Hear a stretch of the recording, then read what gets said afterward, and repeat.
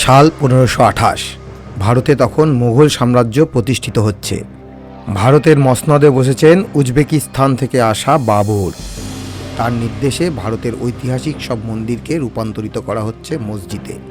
এমন সময় বাবর নির্দেশ দিলেন তার সেনাপতি মীর বাকিকে অযোধ্যাতে এক মসজিদ নির্মাণের, যা ইতিহাসে বাবরি মসজিদ নামে পরিচিত হবে। সময়ের সাথে সাথে প্রশ্ন উঠতে থাকে এই মসজিদ তৈরি হয়েছে রাম জন্মভূমির উপর।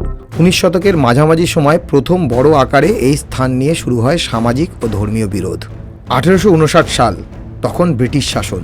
এই সময় উভয় সম্প্রদায়ের জন্য আলাদা আলাদা স্থান নির্ধারণ করা হয় উপাসনার জন্য মসজিদের ভিতরেই। কিন্তু বিবাদ তাতে থামেনি, বরং বেড়েছিল।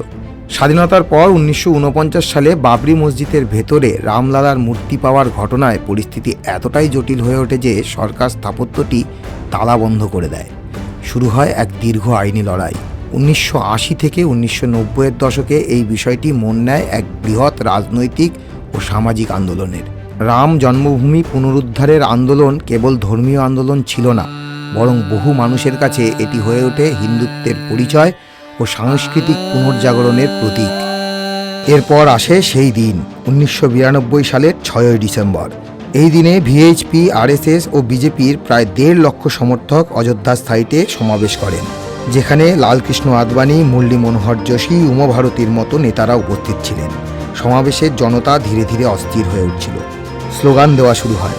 দুপুর নাগাদ এক যুবক গেরুয়া পতাকা হাতে ভিড় ঠেলে পুলিশের পাহারা এড়িয়ে উঠে পড়ে মসজিদের মাথায় আর উড়িয়ে দেয় গেরুয়া পতাকা। ব্যাস, এতটুকুই যথেষ্ট ছিল জনতার বাঁধ ভাঙার জন্য। জনতা ঝাঁপিয়ে পড়ে বাবরি মসজিদের উপর, আর কয়েক ঘন্টার মধ্যে ধ্বংসস্তূপে পরিণত হয় বাবরের তৈরি বাবরি মসজিদ। এরপর শুরু হয় আদালতের দীর্ঘ বিচার প্রক্রিয়া। প্রমাণ, ইতিহাস, প্রত্নতাত্ত্বিক রিপোর্ট ও আইনি যুক্তির ভিত্তিতে 2019 সালে ভারতের সর্বোচ্চ আদালত এক ঐতিহাসিক রায় দেয়। বিতর্কিত বাবরি মসজিদের জমি রাম মন্দির নির্মাণের জন্য বরাদ্দ হয়। জিত হয় সনাতন ধর্মের। মুসলিম পক্ষকেও দেওয়া হয় বিকল্প জমি। 2022-এ শুরু হয় রাম মন্দির নির্মাণ। 22 জানুয়ারি 2024 অযোধ্যায় উদ্বোধন হয় রামলালার মন্দির।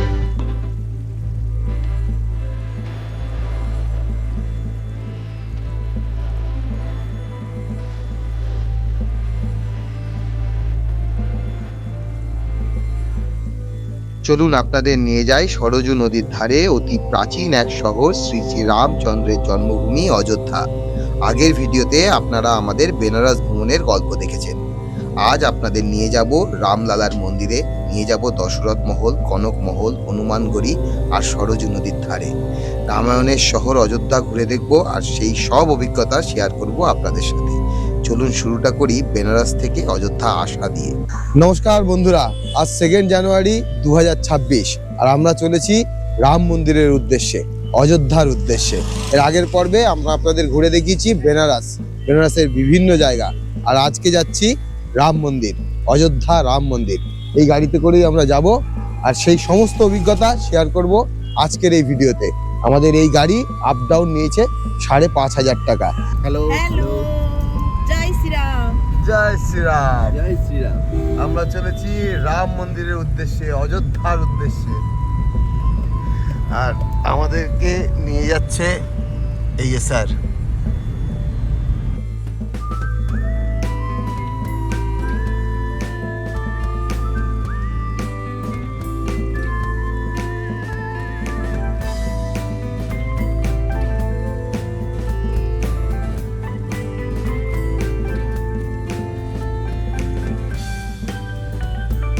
এরপর ঘন কুয়াশার আড়ালে ঢেকে গেল রাস্তা। অযোধ্যা আসবেন কিভাবে? সরাসরি ট্রেন ধরে কলকাতা থেকে অযোধ্যা আসতে পারে। তবে মনে রাখতে হবে অযোধ্যাতে 2টি রেলওয়ে স্টেশন আছে। একটি অযোধ্যা ধাম জংশন, আরেকটি অযোধ্যা ক্যান্ট জংশন। এই অযোধ্যা ক্যান্ট জংশন কিন্তু ফাজিয়াবাদে, তাই আপনাদের নামতে হবে অযোধ্যা ধামে। বাসেও আসতে পারেন, আবার আমাদের মতো বেনারস থেকে একদিনেই ঘুরে দেখে যেতে পারেন অযোধ্যা। বেনারস থেকে অযোধ্যা 219 কিলোমিটার রাস্তা, সময় লাগে 4 ঘন্টা 15 মিনিট মতো। রাস্তা তো দারুণ, কিন্তু এমন কুয়াশা থাকলে সময় একটু বেশি লাগবেই বই কি। এরকমই একটা র্যান্ডাম রাস্তার ধারে এক ধাওয়াতে দাঁড়িয়ে পড়েছি। এখানে ব্রেকফাস্ট করব আর টয়লেট যাদের করার একটু করে নেবে, ফ্রেশ হয়ে আবার আগে এগোবো। রামপাত ধাওয়া, এখান থেকেই ব্রেকফাস্ট করব। দেখি ব্রেকফাস্টে কি পাওয়া যায়। পরোটা কেমন লাগলো? ঠিকঠাক। ঠিকঠাক, দাম অনুযায়ী ঠিকঠাক। দাম অনুযায়ী একটু রেটটা একটু বেশি, একটু ওভার প্রাইস না? Over price. 120 টাকায় দুখানা পরোটা দিলে ঠিক ছিল। ঠিক ছিল, হ্যাঁ। এই যে আমি আর দিদি নিয়েছি ধোসা। ধোসা দিয়েছে, ধোসার মতো আবার কি, ধোসায় খুব বেশি পরিবর্তন নেই, তবে এই ধোসার দামও 100 টাকা। এগুলো আমরা 60 টাকা দিয়ে খাই। দাম একটু ওভার প্রাইসড। ধোসা টোসা খেয়ে রওনা দিলাম অযোধ্যার দিকে। আর বেশি না, 1 ঘন্টার রাস্তা।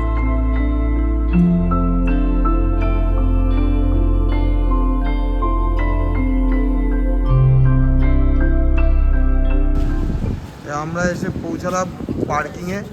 এখান থেকে এরকম টোটো আছে, সেই টোটো নিয়ে যেতে হবে। আমরা কথা বলছি, কত করে? हाँ आइए, कितना करके? यहाँ 5+ मैन है सर। हाँ हाँ 5+ मैन है, 5+ मेन। 5 बड़ी मैन टेम्पल्स हाँ मैन, सरयू नदी, राम मंदिर, हनुमानगढ़ी, हाँ, राम जी का राजमहल, अंजनी स्वामी। और ये सब आप घूम के हाँ, पूरा दिखाएंगे? घुमा के आपको इधर लाकर गाड़ी पर ड्रॉप करेगा। उसमें कितना कितना लगेगा? कम चार्ज? से कम 3 से 4 घंटे का समय लग जाता है। हाँ ठीक है, उसमें कितना लगेगा? ये पूरा घुमाने में 1250 रुपया लगेगा। 1250 रुपया? जिसमें टोकन, पार्किंग, गाइड सब इंक्लूड है। आपको कहीं पैसा देना, कहीं आपको 1 रुपया देना नहीं है। पूरा घुमा के इधर लेकर घुरा के इधर लेकर आएगा, तब पैसा आपको देना होगा। এই টোটো 1000 টাকা নেবে, আমাদের সমস্ত জায়গা ঘুরিয়ে দেখাবে বলছে। জয় শ্রীরাম। রাম মন্দিরের কিছু টাইমিং আছে, সমস্ত জায়গায় এখানে টাইমিং আছে। টাইমিংগুলো আমি আপনাদেরকে রিটেনে দিয়ে দেবো, আপনারা দেখতে পাবেন, স্ক্রিনে আসবে। সমস্ত টাইমিংগুলো আছে, সেই টাইমিং মেনটেন করেই আপনাদেরকে এখানে ভিজিট করতে হবে। তো এই টোটো দাদারা যারা আছেন তারাই আপনাদেরকে সমস্ত ঘুরিয়ে দেখাবে, এর আগে গাড়ি যায় না।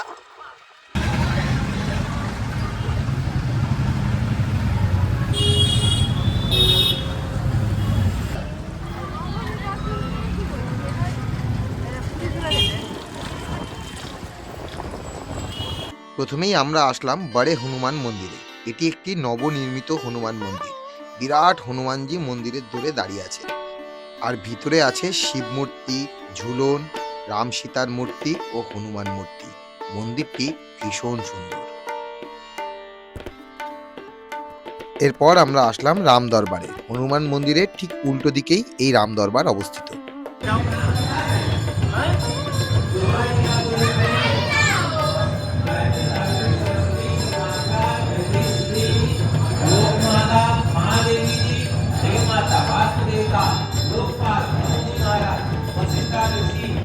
ভিতরের অংশের দুর্দান্ত কারুকার্য আপনাদের নজর কাড়বে।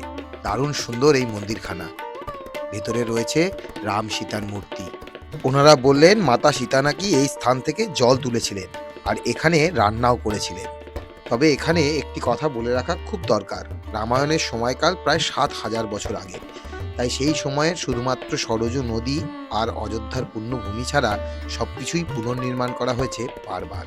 এবার আমরা এসে পৌঁছালাম সরযূ নদীর ধারে। হনুমান মন্দির থেকে 15 মিনিটের রাস্তা। সরযূ নদীর পূর্ণ জল মাথায় ঠেকানোর সৌভাগ্য হওয়ার জন্যে ধন্যবাদ জানালাম ভগবানকে। অসাধারণ এই নদীর পার। নদীতে নৌকা বিহারও করতে পারেন আপনারা। চলুন আপনাদেরকে পাখির চোখে সরযূ নদীকে দেখাই।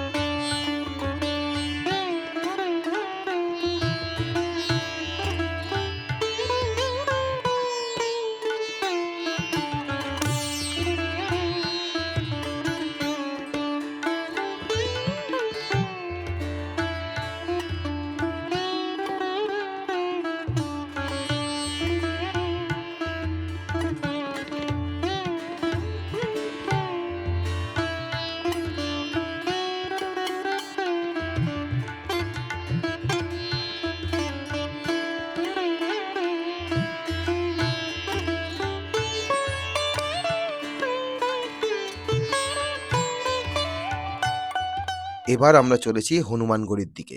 হনুমানগড়ি, দশরথ মহল, কনক মহল, রাম মন্দির সব একই জায়গায়। চলুন সমস্তটা ঘুরে দেখি।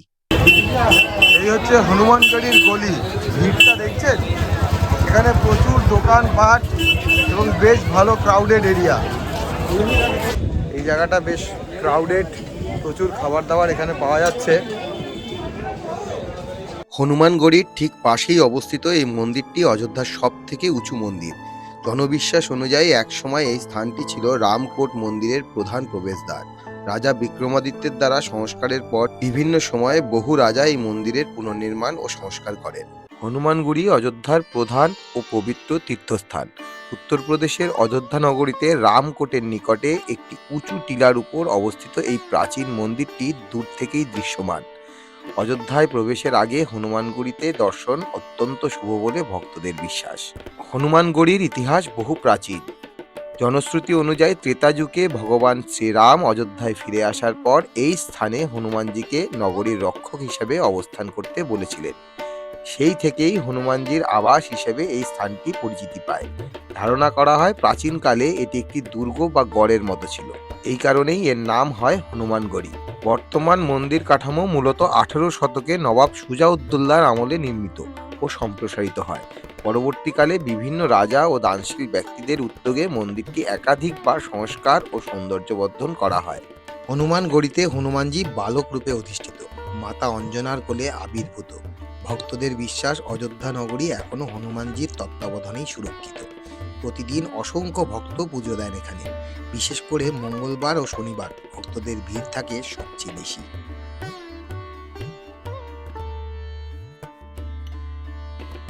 এবার আমাদের গন্তব্য দশরথ মহল। হনুমানগড়ি থেকে সামান্য হাঁটা পথে এগুলোই পড়বে দশরথ মহল, মহান রাজা দশরথের রাজপ্রাসাদ। এখানেই একসময় ছিল মহারাজ দশরথের প্রাসাদ। এই অঙ্গনেই তার 4 পুত্র শ্রী রামচন্দ্র, লক্ষ্মণ, ভরত ও শত্রুঘ্ন তাদের শৈশব ও কৈশোর অতিবাহিত করে। এখন আমাদের গন্তব্য দশরথ মহলের পাশেই কনক ভবন। জনবিশ্বাস অনুযায়ী বিবাহের পর মা কৈকেয়ী মাতা সীতাকে এই ভবনটি উপহার দিয়েছিলেন। কনক শব্দের অর্থ স্বর্ণ। বিশ্বাস করা হয় এই ভবনটি স্বর্ণালঙ্কারে সজ্জিত ছিল বলেই এর নাম কনক ভবন। ঐতিহাসিকভাবে বর্তমান কনক ভবনের কাঠামো প্রাচীন রূপে অক্ষত ছিল না। 19 শতকে টিটামগড়ের রানী বৃষভানুকুমারী এই মন্দিরের পুনর্নির্মাণ ও সংস্কার করান। পরবর্তীকালে বিভিন্ন সময় ভক্ত ও শাসকদের উদ্যোগে মন্দিরটি আরও সম্প্রসারিত ও সৌন্দর্যবর্ধিত হয়। এবার আমরা চলেছি সেই জায়গায় যার ইতিহাস আপনারা শুরুতেই শুনেছেন, রামলালার মন্দির। এই মন্দিরে শ্রীরামচন্দ্রের শৈশবের মূর্তি প্রতিষ্ঠিত। চলুন ঘুরে দেখি রাম মন্দির। তবে ভিতরে ফোন, ক্যামেরা কিছুই অ্যালাউড নয়। সবকিছুই জমা রাখার ব্যবস্থা আছে সম্পূর্ণ বিনামূল্যে। হনুমানগড়ি থেকে রাম মন্দির মাত্র 5 মিনিটের রাস্তা। আপনারা হেঁটেই চলে আসতে পারবেন রাম মন্দিরের এন্ট্রি গেটের সামনে। চলেছি রাম মন্দির দর্শনে। ভেতরে মোবাইল, ক্যামেরা কিছুই অ্যালাউড নয়। তো দূর থেকে অল্প একটু মন্দির দেখা যাচ্ছে, সেটাই আপনাদেরকে দেখাচ্ছি।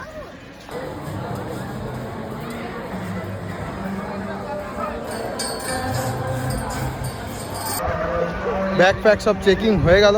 এবার আমরা প্রবেশ করে গেছি রাম মন্দিরের ভেতরে। এরপরেও মোবাইল জমা করতে হবে।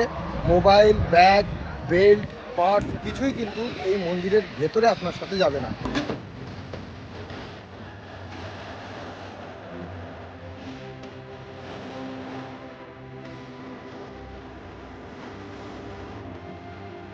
জয় শ্রীরাম।